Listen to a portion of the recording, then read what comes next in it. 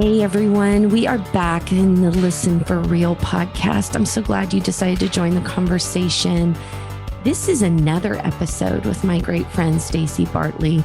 We got talking and we covered all things marriage. We covered non-marriage. We covered failed marriages. We covered so much. And we realized there was just so much more that we wanted to talk about. And that's the whole point of this podcast, is that I love having conversations with people. I love being curious and getting my mind opened and expanded. And I believe you do too, or you wouldn't be listening and joining us today. We're so glad you're here. So picture that we've pulled up some space on the couch. We may or may not be sipping something cold and adult now that we are recording multiple podcasts today. But, and we've got our tea here too. So that's all good. Mm-hmm. But I'm really excited you're here, Stace. And go ahead and let's go into, we started at the last podcast talking about marriage and where we got these beliefs and frameworks.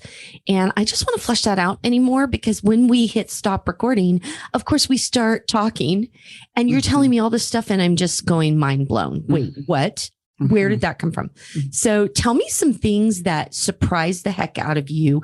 What even brought you in to do this research and what you learned? Yeah, well, my story is what caused me to understand this narrative and this story that we talked about in the previous episode. And if you haven't heard it, go back, because this one will make a lot more sense. It's kind of stacking on this particular one.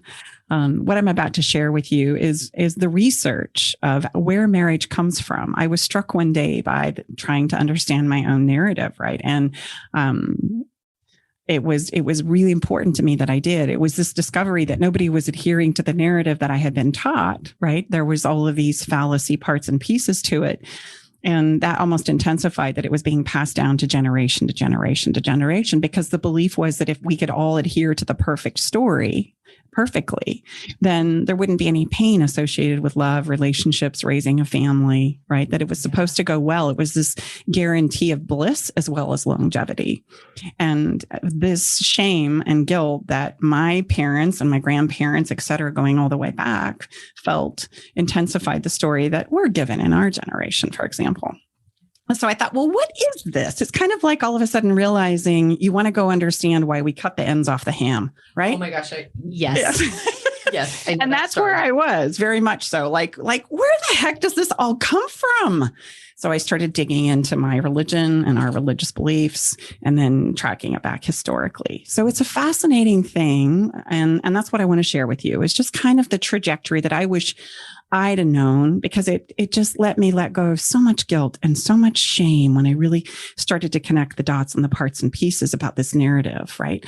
Again, if you have a faith that you love and you love living it and it contributes wonderful things to your relationship, please keep going. Oh my gosh, yes. Don't this is not anti-faith. Not at all.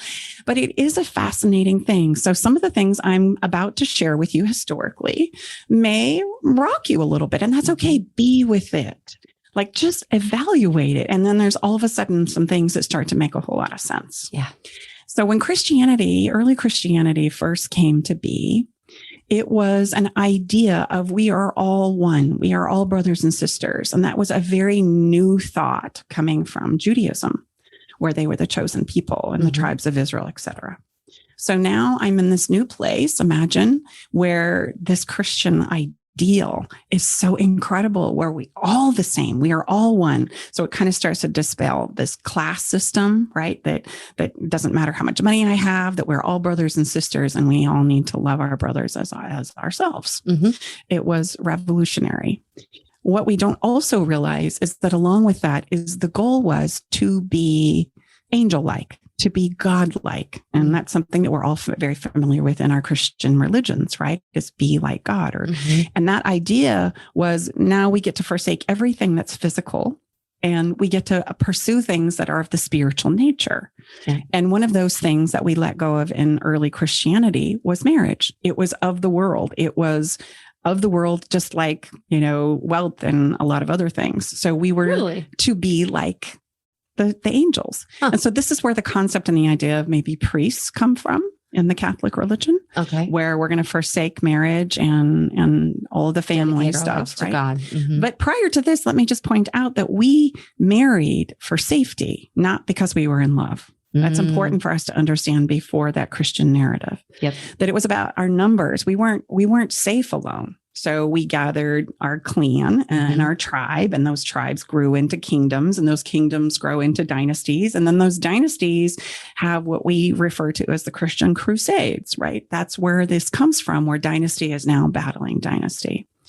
And so it's just ironic to think that, okay, this whole idea of marriage did not come initially with Christianity. Actually, it was just the inverse of that. Marriage was not okay. And there were a lot of people who at the time rebuked it and said, I'm going to stay married anyway, right? And so then you take the politics along with it, right? And we recognized and realized that marriage was a really great way to hand down wealth and legacy and track who things belong to.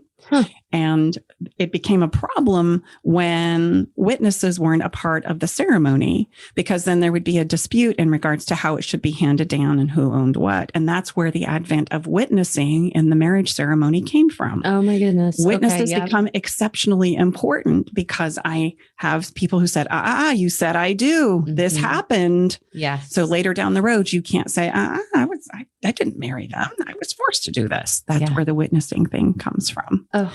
So in the 1600s, it was actually Pope Innocent III, as part of the Catholic Church. He was the one who deemed divorce a sin. Okay. We're not gonna do that anymore. And the problem with that, and one of the highlights as to why that was being done, was again this carrying on of wealth and legacy. It was starting to get really muddled. How do we track where the kids come from and where the property all goes if people are getting divorced and remarried? And right, it gets really messy. And so divorce was deemed unlawful. It was not only a sin, it was illegal. So you couldn't divorce. And along about that same time, Henry VIII actually declared the law of coverture, which means a woman cannot own anything. She cannot enter into any kind of a contract or agreement. And we're going to marry a husband and a wife, and they shall become one. Huh.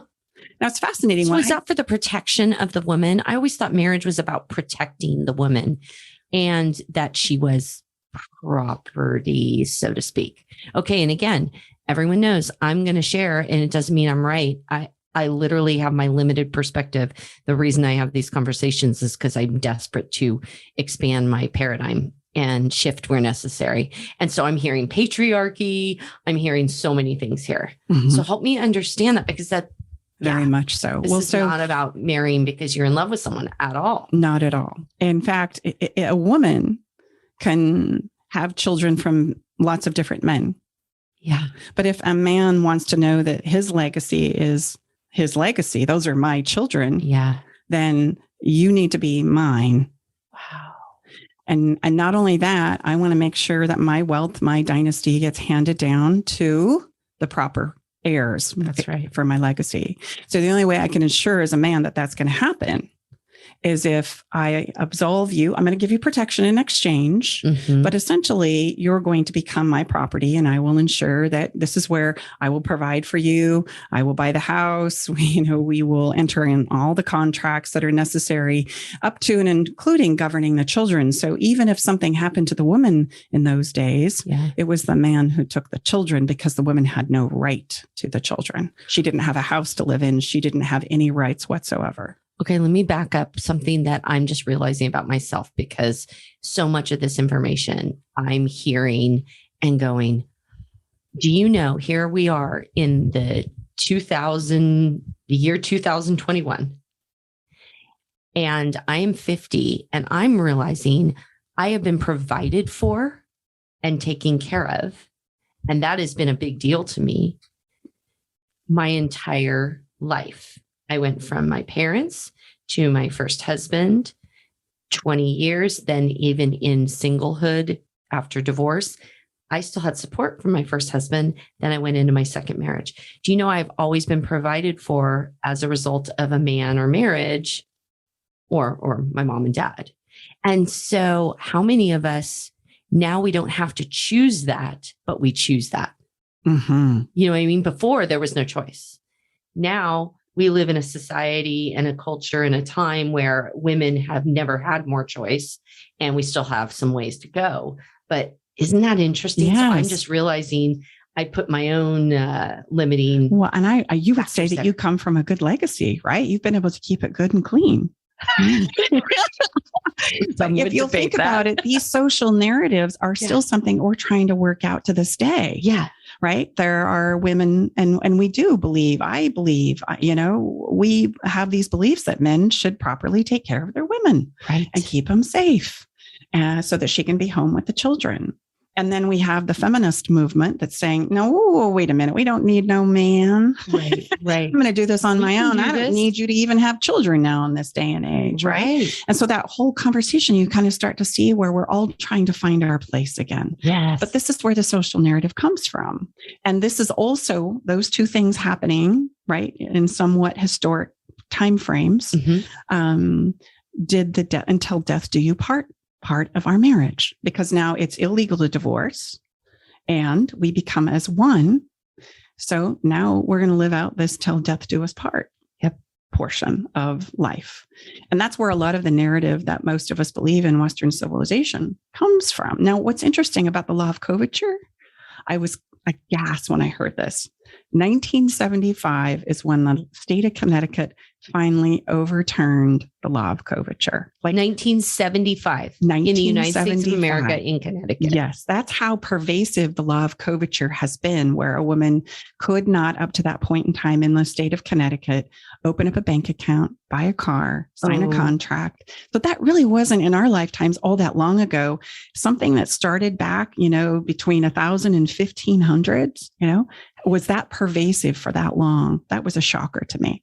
And in my own lifetime, I'm going to ask you and maybe the listeners to follow suit. Yeah. As I look back at my grandmother and my grandfather, he was a senator in the state of Utah as a Democrat, was quite pervasive in the arena of the public eye. And every time they would introduce my grandparents, it was always Mr. and Mrs. and Ray Greenwood. That's right. And so when my grandfather passed away, my grandmother lost her entire identity. I remember watching her just kind of retreat from the world. She didn't understand finances. She didn't understand she had as much money as she needed to do whatever she wanted to do. And she literally just stopped living until she passed too. Wow. Right. And so she was never called by her name, but that was very customary back in the day. It was. And I grew up, right, serving the boys. That was the woman's job. I remember serving my brother's breakfast because that's what my mom was teaching me to be, is a very good wife for somebody someday, right? You support them. So I remember having to make breakfast and clean up the meal, and the boys got to go outside and play in the yard. And I'm like looking through the windows, like, I want to be out there in the dirt. How come I have to be stuck in here with the dishes? Right. Oh my gosh. I remember these kinds of thoughts. And so it's fascinating when we start to look at the history of where this comes from. And so now we fast forward and a lot of things start to make a whole lot more sense, don't they? They do. And we kind of go, wow. And this whole narrative, as far as like marriage goes, it's starting to be recognized and realized that it doesn't give us much, really.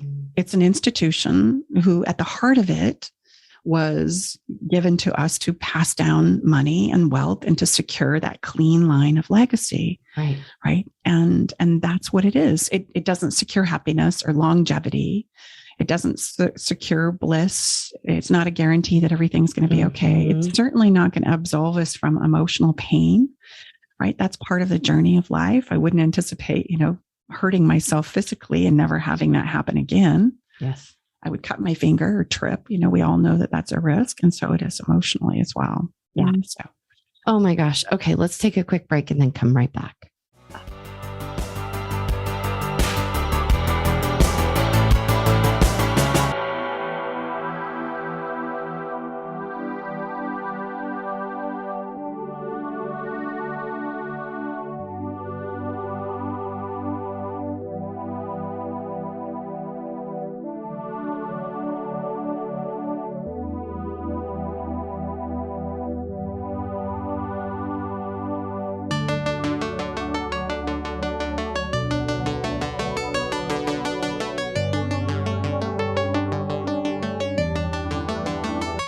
And we're back with the disclaimer. I keep wondering, is this me and my people pleasing that I go, don't think we hate marriage, guys. We're not against marriage. We're not against religion. I am. I'm a people pleaser and I never want anyone left out.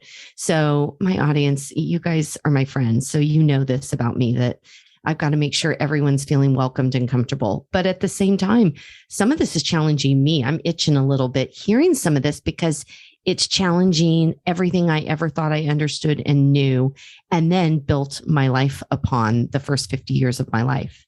It's super interesting. So we're back talking about this. And if you have thoughts about this or want to chime in, etc., obviously you're not chiming in live. We're a podcast. But we want to continue this discussion. This is about community. It's about connection. These are not just about me coming here and having a great conversation with somebody. It's about the engagement with you all and bringing you into the conversation. So hit us up on Instagram. I'm at Being Real Jen, Being Real, like relational, engaging, authentic living. Being Real Jen. And Staci is at Staci Bartley, and that's StaciBartley. Okay, so anyway, this is crazy. And we started talking about it on the break, and then I went, oh my gosh, we got to hit record right now because this is crazy what you're telling me. Okay, go. Well, and again, we only know what we know. And so there's no reason for us to have known this information or to beat ourselves up for not knowing this information. Sometimes, right? It's just, we got to say that because it's fascinating, as my whole intent here in sharing this history is, one, to hope that some of us can set down our guilt and our shame, and two, to recognize and realize that the institution of marriage as we know it and live it and breathe it today is something that has changed and morphed for thousands of years, many, many, many times. And it's in the process of morphing again. Yeah. Right.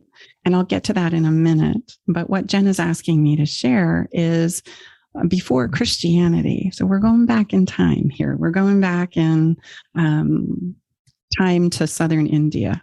Okay. And in southern India, it was very, very customary for one woman to marry a set of brothers, for example. So there would be one wife and however many brothers there were. Bless her heart. That's a busy woman. That's a busy woman. So you can start to see where some of these ideas that we deem wild and crazy right now with, polyamory and polygamy and polyamory, they really started a very, very, very, very, very long time ago.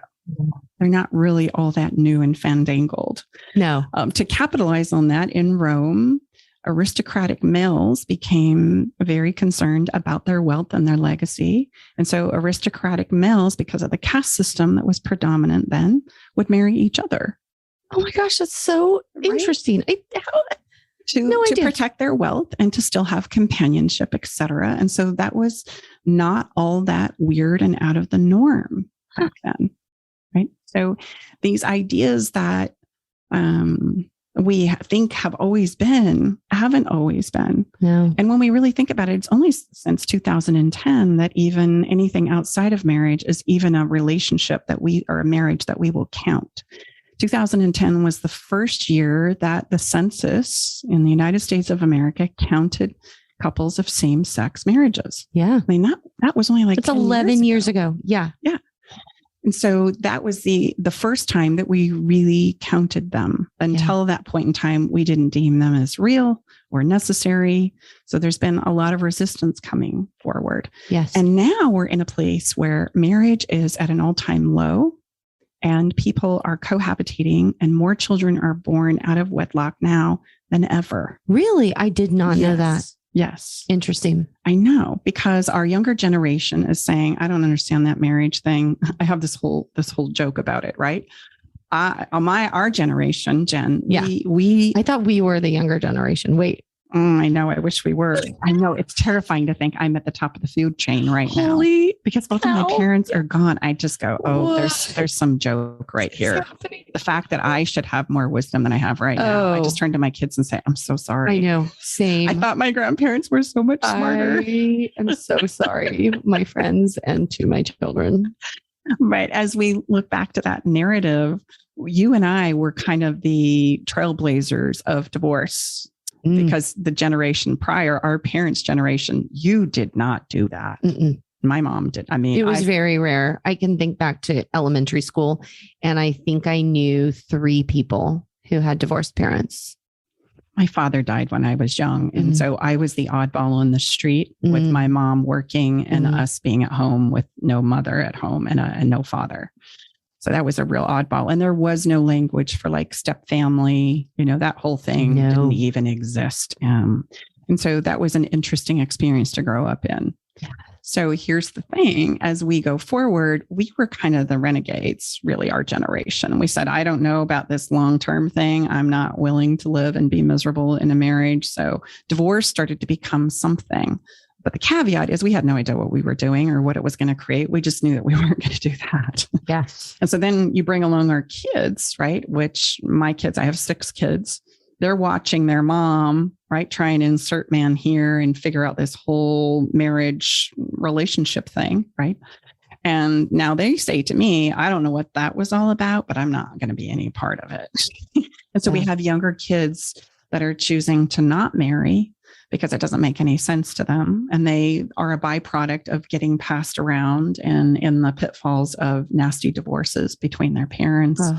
And so they're choosing to cohabitate and have children on their own and are still, there's a big question mark about what marriage is to become going forward. But all of this to say, it's actually been morphing for thousands and thousands of years. It's malleable, right? And the reason it has survived is because it has changed over time as politics changed, religion changed, society's changed overall. Yes. So it's kind of a fascinating thing to think of it in those terms. It is, but it's also really important to understand because I'm thinking about Afghanistan right now.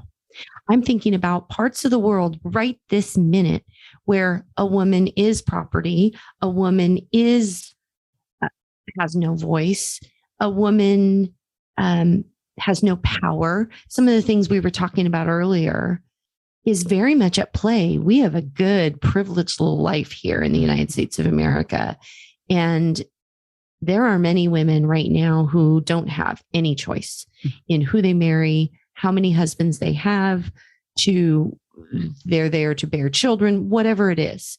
And that's important. This idea, it's almost precious if you think about it, that we have this, you get married because you're in love and you're going to have to chase your bliss, like you were talking about earlier. I want to be compassionate and not forget that either, that I get so caught up, and this is just me. So I'm going to just be honest. I want what I want. I want the big life. I want the love. I want everything that is the fanciful thing many of us picture. But part of me also goes, Jen, get over yourself. Like, really, Jen, look at what some people are dealing with right now. Now, does that mean that's not still something I could want and chase after? And I want that for others, and I want that for those women. But do you see my juxtaposition here? It's a conflict is actually what it is. We can't create enough pain for ourselves to make, not having or having better. It's okay for us to want. And the more we have, the more we want. That's just human nature. The more I have the opportunity to seek, be, and experience, the more I'm going to want to go there. It's also a sobering thought to think it wasn't all that many years ago that we weren't very similarly positioned, where we didn't have a lot of rights as well, right? That's kind of a sobering place where we can go in our compassion as well to think, oh, wow, okay, good news is it changed for us. We were successful in that. So that helps me hold hope that it's possible for them as well. Yeah. Right. And the other thing that's interesting about that, marrying for happiness and love and bliss is statistically it's proven that without the obligation, marriage does not survive, which is really difficult to hear. Ooh. I'm going to say that again. Yeah, when we get to choose to marry for love, for bliss, just because I want to, marriage has a lower chance of survival. That it actually works better if it's from obligation, from our religious beliefs from an arranged marriage, those in the marriage context of a contractual agreement will last longer because we don't have the opportunity or the permission to become unsatisfied with it. I don't have the ability or permission to decide that this doesn't work for me anymore. Wow. I know that's a big concept. It's a big concept. Like, oh, and I don't know if I should be sad or confused, Mm-hmm. And so it takes us back to, if you want love, really, if we really are in a place of love, and no judgment here, sometimes we need a relationship just because it helps me survive. That's very human of us, and that's okay. Yeah. Sometimes I marry because I don't know what else to do, and I need the help. I need the support, right? I need to just feel stable. That's okay. And that, honestly, is what marriage was designed for thousands of years ago. So when we start talking about love and bliss and relationships that tingle our toes, which is what I say, yes, there's only one way love can survive, and that is without obligation. So already we're behind the 8 ball if we start putting the context of how this is supposed to go, just like my example in our first conversation about trying to make it all perfect, trying to check all the boxes. And I literally suffocated my marriage and almost destroyed my husband and myself in the process. So love does not survive in a space that doesn't have permission and safety. That's unconditional love. So the minute we put this context of obligation on it, we're taking out the love, which is okay, really. And we're giving ourselves something else. We're giving us a structure, a cornerstone of, right, things that make sense. It's orderly. This is how it's done. Yes. And those two things don't coexist in the same breath. Yeah. Esther Perel talks about this a lot, where she says the difference between eroticism and safety are very different experiences in our relationships. And the more safe I feel, the more I want to explore eroticism. Right. And the more eroticism or out of control I feel like I am, and this whisked away feeling of love, the more I feel like I need something foundationally sound and safe. Whoa. So those are dichotomies that we're currently in the conversation of trying to sort our way through. Yes. Right. With all this permission and possibility. I mean, we can marry an inanimate object right now in the United States of America. Right? I know. So we have tons of permission. And sometimes that's a challenge too, right? Yes. Sometimes more options is not necessarily the answer. I'm flabbergasted. I have no words, because all of this is blowing my mind. I had such a limited perspective on marriage and what marriage is supposed to be and what marriage is about. I can't wait for your book to come out. Thanks. No, I'm excited. And don't worry, there's lots of self-reflective questions in there. I call it do an emotional push-up. And sometimes we have to read these things and then shut the cover and just let it marinate for a minute, right? Yes. And wherever you come out, regardless of what I've said or what we've shared here, regardless of how what I've just said, what's important is that you decide where you want to play, what you want marriage and love to be in your own life, right? That's ultimately the goal, because whatever you deem that to be, it's perfect. See, and I love hearing you say that, because that goes against everything I ever used to think, was that you would never say that. So again, working on getting out of my old paradigms and mindset and exploring new ones. And guys, you all understand, Staci, I know you do too, that I'm not always going to agree with everything my guests say. I am not always going to buy in. There may be times I brush right up against something. And that's one I know I've brushed up against and I still struggle with, is this idea that, well, anything's possible. Anything goes. That feels very out of control and very, no, it doesn't. And no, there are guidelines and there are rules and we all should be following them. Well, that isn't... There's so many ways to look at this and understand this and explore this. And what I'm trying to get better about is not making everyone who doesn't think like I do or behave or choose as I do or believe as I do. I don't want to just assume that I make them wrong. I think that's the great challenge of right here and now. It's being able to hear a differing perspective or structure. And I don't have to agree with you. And I don't have to live my life like that. But doesn't it emotionally kind of feel like it's contagious, like it's going to get all over me if I entertain the idea and hear really what you're saying? Yes. And that's why I wanted to just reassure the listener, look, wherever you are with this, it's okay. Right? You don't have to buy in or agree. You don't have to go along with, right? It's okay to just hear it and then go back to what it was you were doing if you want to. It's totally okay. Yeah. Right. Because it's not about upsetting the apple cart so much as it is just giving ourselves the permission to stand in a differing perspective. We need to get better at that just as a human race right now in our society, in my opinion. We are so polarized because we don't have the ability to hear those kinds of differing conversations.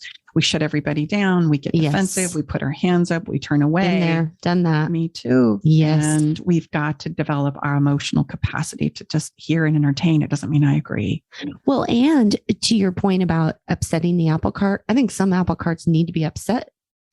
And that's something I'm really coming to understand, whether it's from a perspective of women and the way they've been treated, or how they have responded to or been in marriage or in relationships, whether it's the ability for someone who happens to be of same sex who loves one another and they want to be married. Okay, awesome. But this is all just a real journey, isn't it? I mean, well, it'll really blow your mind if we start to ponder the idea that there's no one way. No. Like sometimes that can be freeing and sometimes that can be very unsettling. I'm going from unsettling to freeing because I want that I think we've been trained, or at least especially in my house of faith for many, many years, was no, there is one way. And this is the only way. And this is the only righteous way. And everything else is wrong or an aberration or a sin.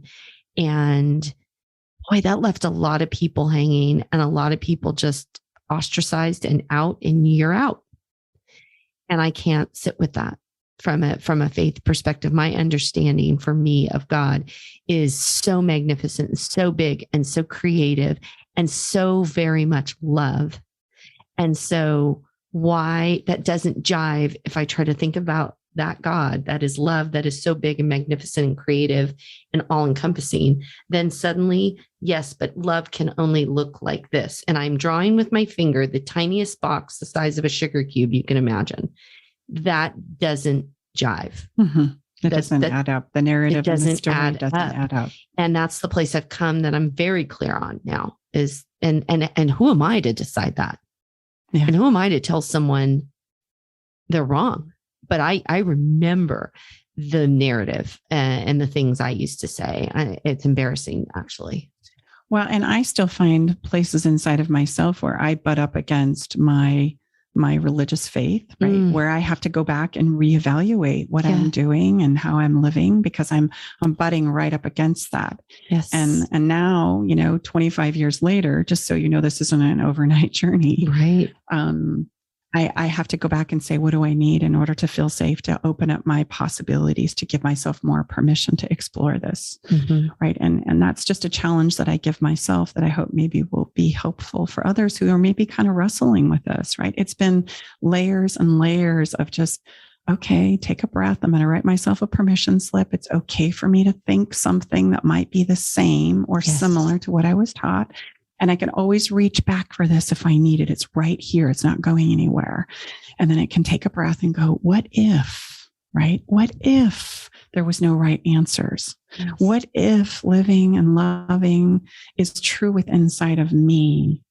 And then that sent me down. This is where a lot of my work comes from, the path of animals and plants and nature, recognizing and realizing that we human beings are the only species on the planet who can be counter to what we don't feel or sense ourselves to be. What do you mean? Say that. So if I sense myself to be Staci And Staci is this and this and this. There's only one person on the whole planet who knows what that is, and that's me. Right. And in order to find that, I got to look within inside of myself and then do everything I can possibly be and do to be congruent with that. Okay. Okay. So does a flower. Doesn't have the chance to decide if it's a tulip or a daisy. And actually, I think daisies are the right way. So I'm going to be that, even though I'm a tulip.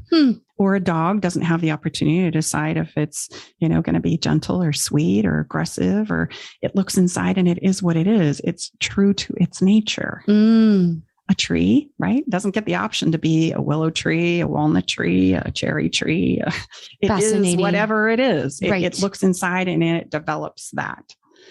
So because we have our beautiful brains, we can sense we're something, but then we can be contrary to that because of my need to fit in, to be accepted, to be wow. So then we find ourselves living out of sync with my true nature. Right? For other reasons other than this is just me. Oh, my word. And so much of my work is just giving ourselves the little teeny tiniest space of like permission and safety to just start exploring that. And that's, Jen, why we don't know what we want, because we don't spend any time there. We don't value that. We think it's more important for us to be loved and accepted and provided for and a part of society, to make sure I'm doing it according to the rules and the structure and the narrative. Yep. And so we don't give ourselves a lot of space and permission to look inside. That's Jen Brown. That is what you just described. That was totally me. And I am just in the beginning of emerging from that and understanding this anew. What you just said was spot on. Mm-hmm. And that has been my life journey, because when I tossed myself out of that paradigm and screwed it up so bad at 17, I had no choice. And then my second husband comes along, blew that thing to hell in a handbasket. Again, I'm like, oh my gosh. Yeah. I can't for the life of me seem to live in this box. What's wrong with me? I know. And little did I know it was just going to be this desire and this motivation to continue to dig and look and learn, in hopes that some of this, right, will benefit whomever is struggling with some of these same conversations that I have, that you have, that so many of us do. Yep. My friends, we are all doing this thing and having these struggles and asking these questions to some degree or another, or in some season of our life or another. It is by no means consistent. And it's okay to ask these questions and to dig and to look inward and go, where am I standing on that? And what have I misunderstood? So I'm thankful to you. I'm so glad we talked again. There's just more to cover after every sentence. There's more. But I'm so glad you were here. It will be a wonderful thing, because we're never going to run out of things to connect and share. Right? I know. I love being here and sharing with you so much, my dear friend. Oh, same. Thanks for listening and joining us as well, everyone. I'm trying to listen for real. That's my goal, right? With this is to listen for real, truly, deeply listen to someone else, not have my agenda, not stick in, because those you know me, I've got my opinions and I want to stick in there and be the center of attention and say everything. I am endeavoring to listen for real more and more on this podcast and in these conversations, because I'm just finding that's where there's so much goodness there, and I don't want to miss that. So I hope you listen for real this week, and I can't wait to see you all very, very soon.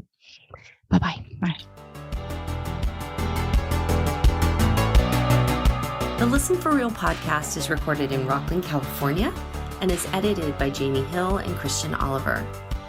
Our theme music is Zero by the amazing Shannon Curtis. Don't forget to subscribe, and we'll see you next episode.